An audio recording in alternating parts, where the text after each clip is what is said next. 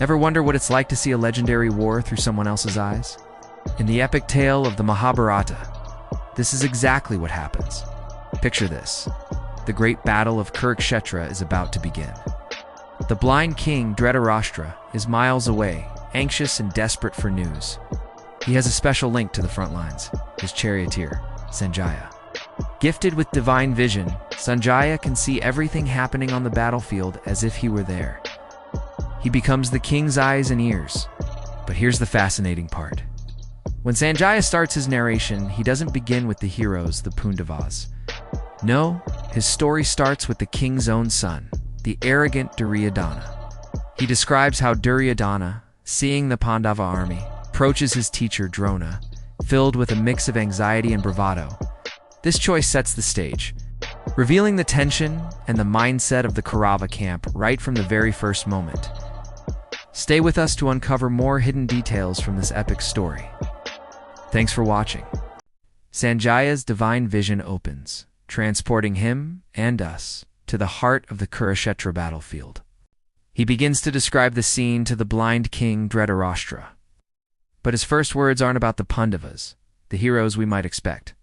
Instead, his focus lands squarely on the king's own son, the powerful Duryodhana. From Duryodhana's perspective, we see the Pandavar army spread out before him. It's smaller than his own vast forces, much smaller. Sight that should bring confidence, right? And yet something is wrong. A tremor of doubt, a flicker of fear runs through him. Unsettled by the sight of his determined cousins, Duryodhana turns and strides towards his revered teacher, the great Dronacharya. The first move of the war is not a weapon, but a word. What will he say? Follow to find out. Hey everyone, welcome back. So picture this. The battlefield of Kurukshetra is set. The conchs have been blown, and the air is thick with anticipation.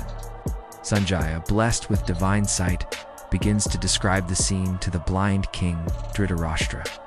But who does he describe first? Not the heroic Pandavas, not Arjuna or Bhima. No, he starts with the king's own son, Duryodhana. Duryodhana scans the opposing army, the Pandavas. He sees their formation, and on paper, his army is vastly superior. He has more soldiers, more chariots, more elephants. He has every advantage. But as he looks at his cousins and their allies, a flicker of doubt, maybe even fear, crosses his face. He's rattled. Something isn't right. So what does he do? He immediately rushes over to his revered teacher, the master of warfare, Dronacharya. We'll dive into what he says next time. Thanks for watching. Have you ever heard a sound that could shake the very heavens? Imagine this, to rally his great armies signal the start of the fight. The mighty grandsire Bhishma lets out a roar, a sound like a furious lion. Then he lifts his massive conch shell to his lips. The sound that erupts is a deep, earth-shattering blast that you feel in your bones. It's a declaration of pure power. Instantly, the entire Kaurava army responds. A wave of sound crashes across the battlefield, the thunder of countless drums, the clash of cymbals, the blare of thousands of horns. The noise is a deafening, chaotic symphony of war. A tumultuous roar that echoes from the earth all the way to the sky, announcing that the great battle has finally begun. Thanks for watching. And don't forget to subscribe for more epic stories. The roar of the Kaurava army sounds like victory itself. 100 conchs, 1,000 drums, all screaming defiance. But noise, my friends, is not power. It's just sound, filling the air, trying to convince itself of its own strength. Because after that thunderous challenge, a different kind of moment arrives. A profound, echoing silence falls on the other side. And then, from the Pandava ranks, a sound pierces the heavens. It's clearer than crystal, more powerful than any storm. The Lord himself answers. Krishna raises his divine conch, Panchajanya, and its note shakes the cosmos. Then Arjuna, his mighty Devata, and the ferocious Bhima, his great conch Pandra. Their calls don't just fill the air, they shatter it. The sky cracks with lightning, the earth trembles, and the hearts of their enemies are torn asunder. This is not just noise. This is the sound of destiny, Stay tuned as we dive deeper into this epic moment. Ever wonder why a sound could be so powerful it could shatter hearts? In the great epic, the Mahabharata, when the war conchs blew, the text tells us something fascinating. It says the sound from the Pandava side was different. It wasn't just noise.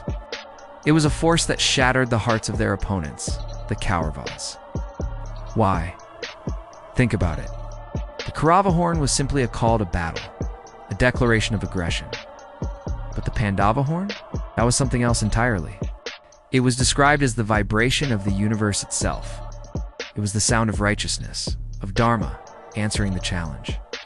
It wasn't just men going to war. It was the cosmos responding to a call for justice. You can almost picture King Dhritarashtra, miles away in his palace, physically flinching as that divine sound echoed, knowing deep down what it truly signified. Thank you for watching. Have you ever felt that gut-wrenching moment when you realize there's no turning back? That's exactly where we find the blind king, Dhritarashtra. Back in his opulent palace, far from the battlefield's dust and blood, a terrifying sound reaches his ears. It's not the clash of swords or the cries of soldiers. No, it's the thunderous, earth-shattering roar of Bhima's conch shell. And in that single, deafening blast, Dhritarashtra hears everything. He hears the fury of the Pandavas, the failure of his own schemes, and the unmistakable sound of his dynasty crumbling. The war he thought he could control from a distance has just arrived at his doorstep, and it sounds a lot like doom. What happens next is a storm of fate and consequence that will change everything. Stick around to find out. The arrows are ready to fly. The tension is at its breaking point. Arjuna, the greatest warrior of his age, turns to his charioteer Krishna. He surveys the battlefield. But instead of seeing an enemy army, he sees his family, his cousins, his teachers, his granduncles, men he has loved and respected his entire life. Suddenly, the strength drains from his limbs. His legendary bow, the Gandiva, slips from his grasp. His mind, once sharp as an arrowhead, is now clouded with doubt and despair. "I cannot do this, Krishna," he whispers, his voice trembling. "I will not kill my own kin for a kingdom." This is the moment the hero collapses. The greatest warrior is brought to his knees not by an enemy's weapon, but by his own heart. What happens next will change the course of history. Subscribe to find out. Hey everyone, and welcome back to our deep dive into the Mahabharata. Today we're at a pivotal moment, right at the start of the Kurukshetra war. Imagine the scene. Two massive armies, facing each other across a vast plain, the air thick with tension. And right in the middle of it all is Arjuna, the greatest archer of his time. On his magnificent chariot, driven by Krishna himself. With unwavering confidence, Arjuna gives a command. "O Achyuta," he says, addressing Krishna, "place my chariot between the two armies. I want to see who stands here, ready to fight me." It's a bold move, a warrior's challenge.